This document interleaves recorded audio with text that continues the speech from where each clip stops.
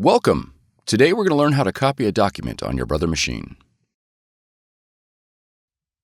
This video will cover multiple models and operating systems. Even though your machine may not match the model on the screen, the overall process will be the same.